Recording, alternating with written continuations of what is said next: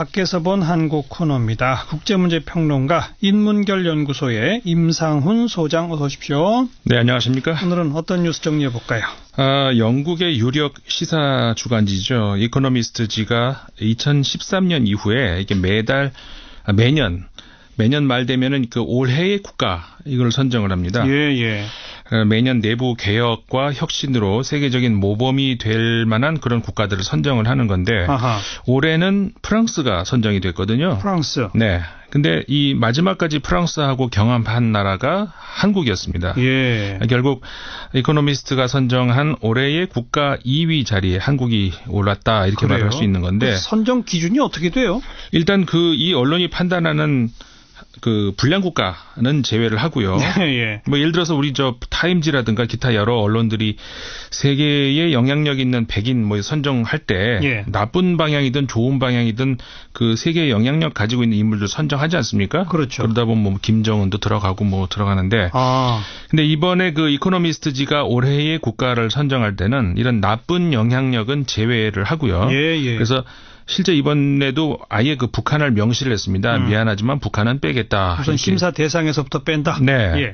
그리고 이제 또 하나가 이제 국토 면적이라든가 GDP 규모 이런 것들도 선정 기준에 들어가지 않았습니다. 그것도 빼요. 네. 왜냐하면 그렇게 하면은 미국하고 중국이 계속 올해의 국가에 선정될 수 있으니까. 그렇죠. 네. 그러니까 이 언론은 그런 것들을 명시를 하면서 대신에 이 국가 크기라든가 인구, GDP 이런 거 그러니까 수치상의 어떤 규모에 관계없이 최근 1년 동안 현저한 내적 개선 실적 그래서 전 세계의 모범이 되는 어떤 길을 제시한 국가가 선정이 된다 이렇게 밝히고 있습니다. 강대국이냐 부자 나라냐 이런 거 안 따지고 그냥 내적 개선 실적 그거를 중시한다. 네.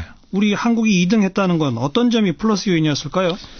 올 한해 한국 참 외적으로는 한반도를 덮친 긴장 고조 그리고 사드 배치 이후에 중국의 거센 반발 그러면서 경제 보이콧까지 이어지는 경제 위기를 좀 잘 헤쳐나가면서 내적으로는 현재 한국이 직면한 당면 과제, 그다음에 이 부패 척결의 차원에서 큰 진전을 이뤘기 때문에 높은 점수를 받았다. 이렇게 설명을 합니다. 좀 더 구체적으로 좀 설명해 주세요. 이코노미스트가 올 한 해 한국에게 이렇게 표현을 했습니다. Extraordinary year. 아주 특별한 한 해였다. 이렇게 강조를 하면서 그 첫 번째 이유가요.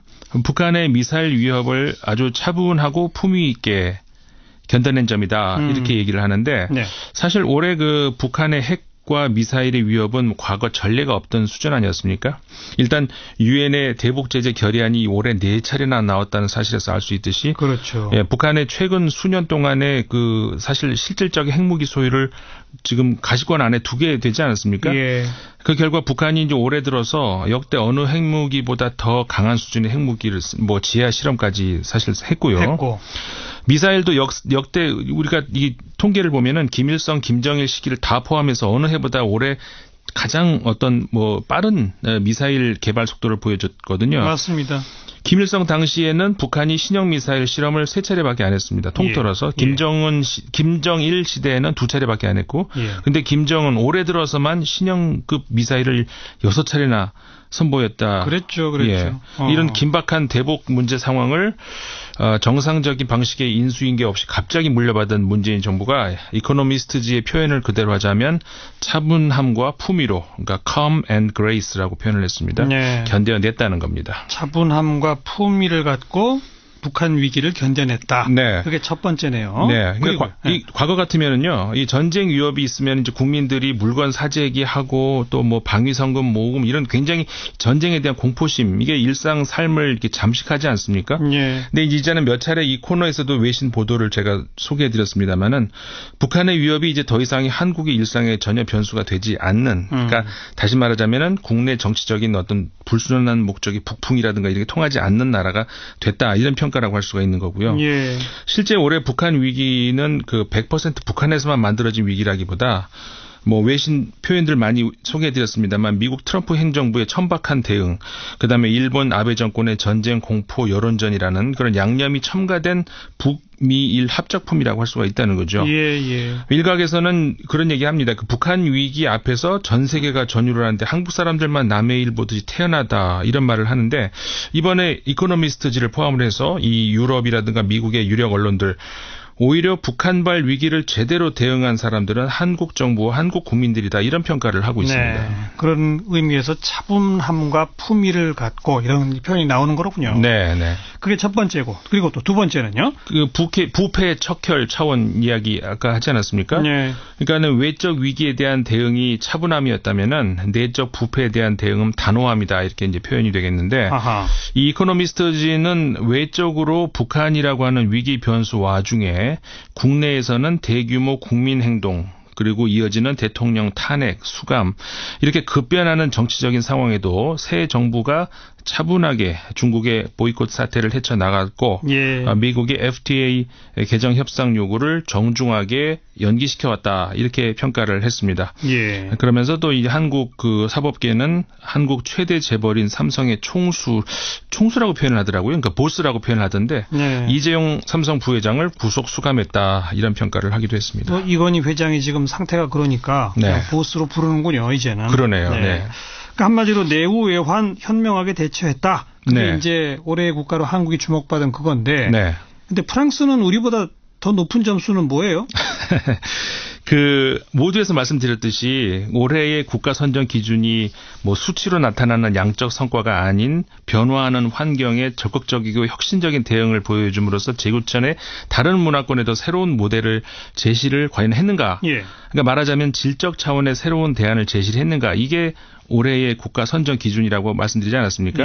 그런 차원에서 이 프랑스가 올해 대선 과정에서 예상을 뛰어넘는 역량을 보여줬다. 이렇게 이 언론이 평가를 하고 있는 겁니다. 자, 이 프랑스의 경우 유럽 대륙이 안고 있는 특히 서유럽 안고 있는 고질적인 병폐들 이 모두 다 안고 있는 나라 중에 하나죠. 높은 실업률, 낮은 성장률, 청년 실업, 또 이민자들의 사회 통합 실패, 그로 인한 극우 세력의 발흥 이런 서유럽의 문제 중에서 어느 하나 빠지지 않은 총체적인 문제를 갖고 있는 나라가 또 프랑스인데요. 근데 올해 대선이 있지 않았습니까? 근데 이 대선을 통해서 보여준 프랑스의 힘은 이 에코노미스트의 표현 그대로 영광의 날이 마침내 왔다. 이게 무슨 표현이냐면요. 이게 프랑스 국가에 나와 있는 가사의 일부분입니다. 근데 이게 일부러 그래서 이게 영어로 된 그 기사임에도 불구하고 프랑스어로 그대로 Le jour de gloire est arrivé 이렇게 표현을 했어요. 영어로 안 쓰고요. 영광의 날이 마침내 왔다라는 걸 프랑스어로. 왜냐하면 이게 프랑스 국가의 일부분은 굉장히 중요한 대목이거든요.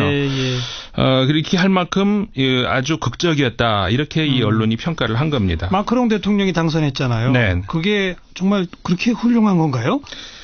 말하자면은 그러니까 이게 좀 뭐 설명이 좀 필요할 수는 있겠습니다만은 이전에 좌우 대립으로 극복이 불가능해 보였던 그러니까 극우 세력의 발흥 이거를 다른 프레임으로 극복을 했다 이렇게 평가를 할 수 있다는 거죠. 그러니까 좌우 대립이 아니라 개방과 폐쇄라고 하는 새로운 프레임으로 이 극우 세력은 물론이고 기존의 구세력까지 밀어낸 선택 이거를 이 프랑스인들이 함으로써 이 빠져나오기 어려워 보이는 이 딜레마를 넘어서 지구촌에 새로운 대안을 제시했다. 그래서 일종의 제3의 대안 이런 식이군요. 그렇죠. 그래서 올해의 국가로 선정이 됐다. 이렇게 이제 이런 그 이코노미스트의 설명인데요. 그러니까 말하자면은 저 유럽뿐만 아니라 이 미국에서도 이제 마찬가지지만은 이 극우 세력들이 주장하고 있는 주장들 중에서 이 대표적인 게 자국 중심주의 아닙니까? 그렇죠. 배타주의. 그러면서 그걸 통해 가지고 자국의 국민들을 우선적으로 고용하고 자국 기업들을 지킬 수 있다. 이런 주장인 건데 그런 주장이 어떻게 호구인가 이런 것들을 현재 프랑스가 보여주면서 개방과 연대 소통이 이 시대 우리가 안고 있는 문제점들 말하자면은 실업 뭐 소외, 차별, 저성장 이런 문제들을 극복할 수 있다는 걸 보여주고 있다는 거죠. 그럼 이코노미스트에서 볼 때 이 프랑스식의 대안과 한국식 대안 사이에는 뭔가 연결되는 게 있다는 거예요? 아니면 서로 별개라는 거예요?